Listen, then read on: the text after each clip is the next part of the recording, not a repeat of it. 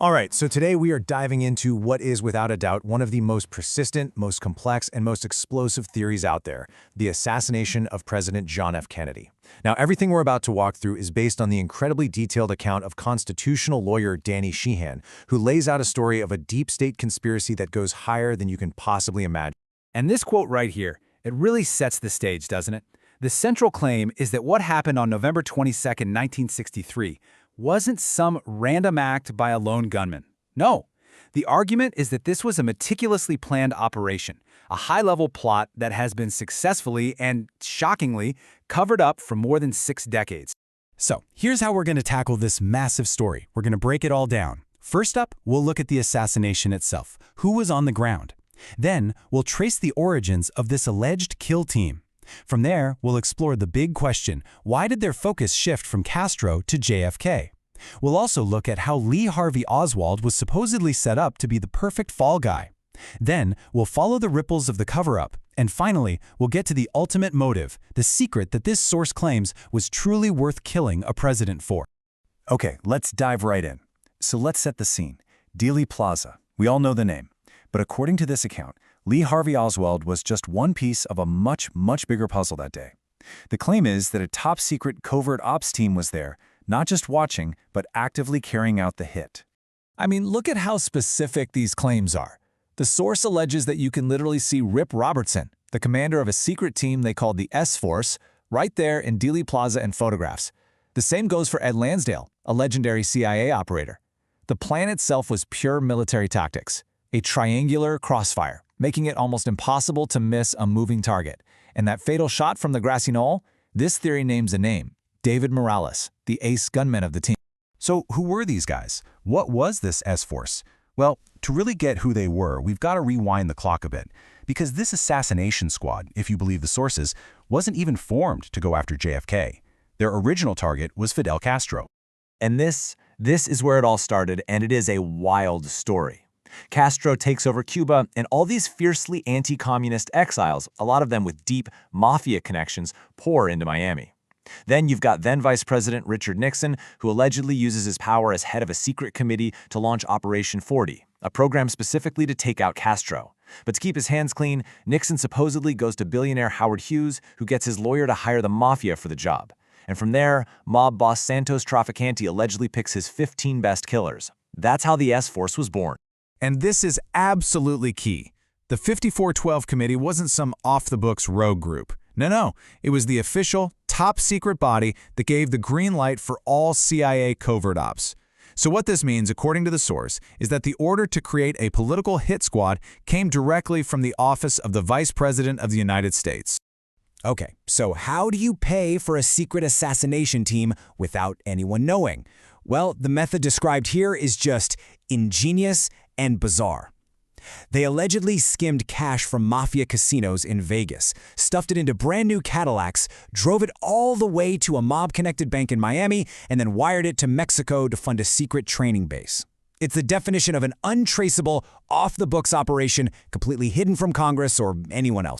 Right, so you've got this secret kill team aimed at Castro. How in the world does the target shift to the President of the United States? Well, when JFK wins the 1960 election, he inherits this whole secret world of covert ops.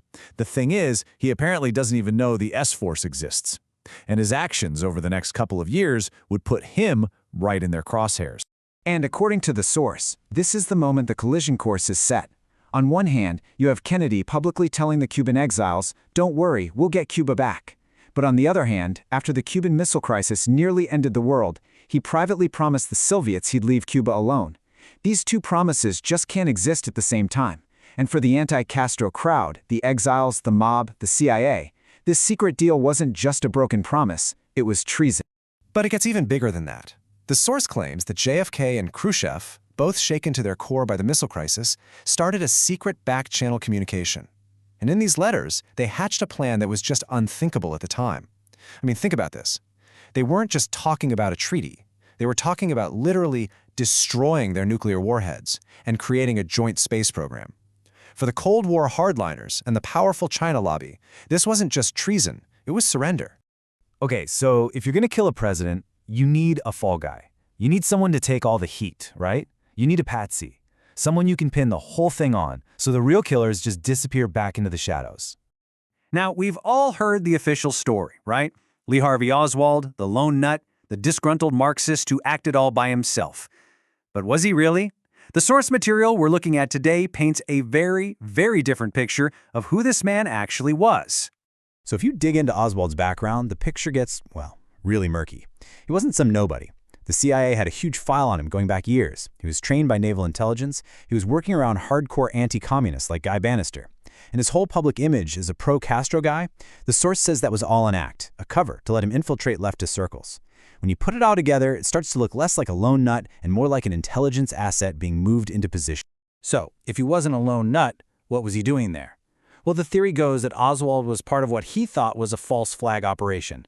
The plan, he was told, was take his shot at the motorcade, miss on purpose, and get away. He'd then be blamed as a Cuban agent, which would give the U.S. the perfect excuse to finally invade Cuba.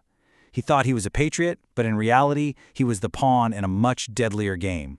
He was being double-crossed from the very beginning. And then, bang, the real assassination happens. The fake plan is out the window, and now they have a real crisis on their hands. Kennedy is dead, and this kicks off a desperate, frantic cover-up that would cast a shadow over American politics for decades to come. So, job number 1? Control the story. Fast. President Johnson creates the Warren Commission, and according to this theory, its only real purpose was to sell the lone gunman story to the American people.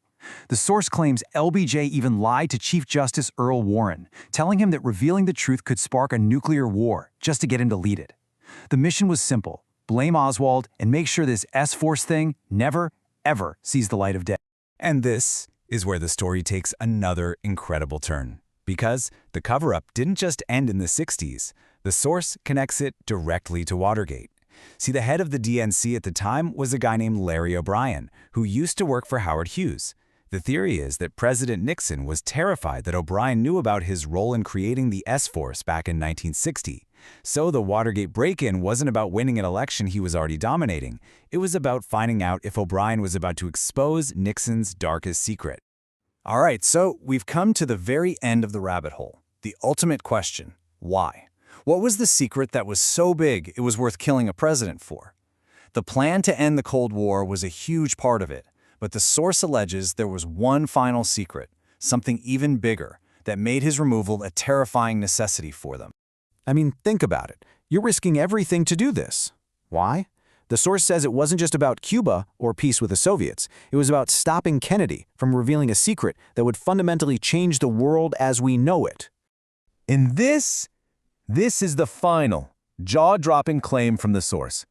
To show Khrushchev he was serious about peace, Kennedy decided to share America's most classified secret, its intelligence on UFOs. He allegedly demanded the CIA hand over all of it. And when the hardliners, including former CIA Director Allen Dulles, found out that Kennedy was about to give the crown jewels of national security to the enemy, well, that was it. He had crossed a final uncrossable line. He had to be stopped, and immediately. So you see, in their eyes, it was this perfect storm, this absolute nightmare scenario. Kennedy wasn't just threatening to give away their nuclear arsenal, the basis of their global power. He was also about to blow the lid off the biggest secret in human history, that an extraterrestrial presence is real. For the conspirators, the idea of him revealing both secrets was simply unthinkable. So there you have it. That's the theory, from start to finish. A shocking web connecting spies, mobsters, political figures, all united in a common, deadly purpose. So what's the truth? A sprawling conspiracy that rewrites American history? Or a paranoid fantasy? The fact is, the key documents that could prove it one way or another are still locked away, leaving the final answer buried, and leaving all of us to wonder, what really happened that day in Dallas?